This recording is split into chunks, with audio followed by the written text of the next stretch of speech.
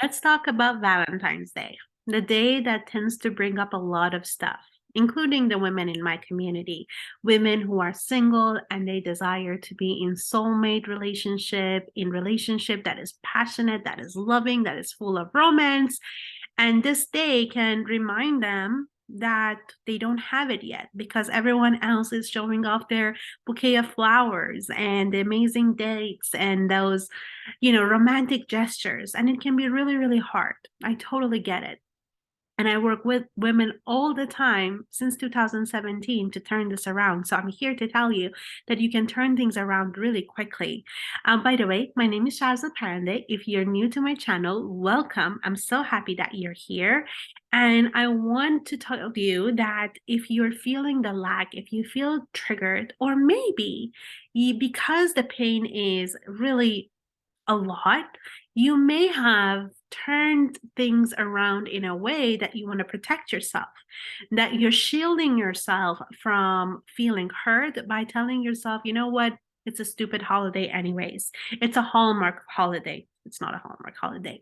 And because you don't want to feel that disappointment, you don't want to feel that hurt, that you have created this mask and shield that I get it. We don't like feeling the way that it does. We don't like feeling like we don't have what we want. So it's a coping mechanism that we do, and it's totally okay, but we want to become aware of it, because if you do like romance, if you want Valentine's Day and all the other days to be a day about celebrating love and to be in a partnership where you feel appreciated, you feel loved, and you share that love with someone, then it's great to pay attention to this. When I was single, before meeting my husband, I remember what it felt like to want that romance and not have it, to desire having a relationship where I felt like he would go out of his way to make me happy. So I totally get it. And I also am here to tell you that sitting in lack, feeling like something is missing, is not going to actually bring forward what we want. I'm not saying don't feel your feelings. I'm not saying to disregard them. But I'm saying that feel your feelings and then remind yourself that what you're feeling right now is a contrast to what you want to feel.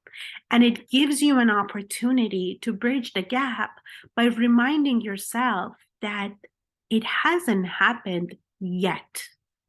It doesn't mean that it's never going to happen.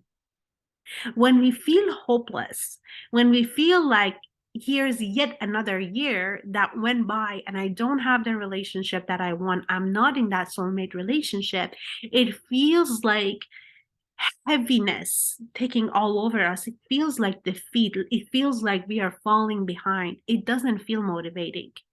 And if we want to attract love, if we want to be in that romantic relationship, we actually have to close the gap by being in the vibration of love, not in the vibration of lack, but in the vibration of love. So it's really important to catch ourselves when we are feeling sorry for ourselves, when we are comparing ourselves, when we are judging ourselves, when we feel like there is something wrong, or when we are in the despair thinking it will never happen for us. That's the danger zone when we dwell on it, when we are camping out in it, feeling sorry for ourselves. So it's important to allow yourself to feel your feelings, but not stay there for too long based on a story that your mind is coming up with. Because it hasn't happened yet, it will never happen. Time is running out. What's wrong with me? By the way, when you ask these questions, your brain also comes up with the answers. If you ask yourself, what's wrong with me? You will have an answer. You might not hear it right away because you're unaware of your mind, but your mind always wants to come up with convincing arguments that what you're thinking is actually true. So it's really important to feel your feelings, which doesn't take actually more than 90 seconds. Any feeling that is actually felt, it takes 90 seconds. It's when we engage in it, when we think about it, when we talk about it, when we argue for it, and we feel so sorry for ourselves for a day or 2 or 3 days. That's when we are actually pushing love away. So what helped me to get through this is whenever, and this goes with everything, including love at that time, but everything else that I wanted, whenever I am reminded that there is something that is not there in my life, I immediately turn it around to it's not there yet. But because I want it, because I desire it, that means I get to have it. That means that there is a way for me to have it. And in order for me to have it, it means I need to align myself with it. I need to think about loving thoughts. I need to feel loving feelings. I need to act in a way that is loving. And what's the best way to act loving is by loving myself. As cliche as it sounds, it's doing things that brings me joy, doing things that brings me that smile that I would have had if I had a partner to bring me the bouquet of flowers that I would want to. So it's really to think about those things that actually bring you the joy, bring you the love, bring all the feelings that you want to.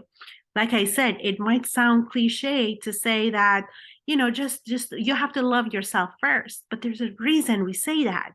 The reason that we say that is that in order for us to have what we want, we need to become it, because we don't attract what we want, we attract who we are.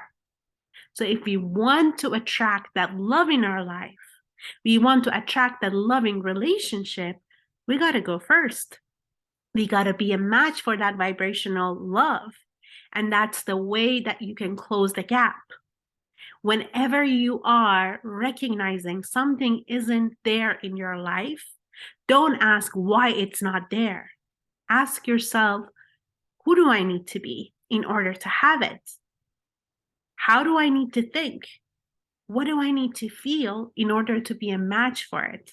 When that happened, when that started to be the North Star for me, instead of looking for the reasons why I don't have what I don't have and make myself wrong, make myself bad for it, I started to ask myself, how can I put myself in that vibration now? When I have that relationship of my dreams, how would I be feeling? I would feel joyful. I would feel excited. I would feel cared for. I would feel loved. I would feel excited. So what can I do right now to make that feeling alive in me, to bring that forward, instead of sitting there and feeling sorry for myself and think how unfair it is and why so and so has it and not me, which are, by the way, it's all the ways that you push it further away from you when you are envious of what you want and you feel like it's unfair, they shouldn't have it, what do they have and you don't. You are actually being in a vibration of judgment and comparison, which is not one with love. But when you turn that around and you actually start to feel it in your bones, that love, that excitement, that joy that you are so committed to do give to yourself, then the manifestation of that becomes a lot more easier. I hope you enjoyed this video. I hope that it brings you some comfort, because I want to tell you that this is the truth, that just because it hasn't happened yet, it just hasn't happened yet, it doesn't mean it's never going to happen. Of course it's going to happen. Of course, if you stay committed, and especially the more you connect yourself, your heart, with the vibration of love, with being love, then the manifestation of it is just inevitable. It's impossible for you not to have it. If you enjoyed this video, please let me know. Like this video, leave me a little comment. It would mean the world to me, and I'll see you on the next video. Until then, happy Valentine's Day. I love you, and I hope that you do things today to show yourself that you are love and you are lovable. Bye.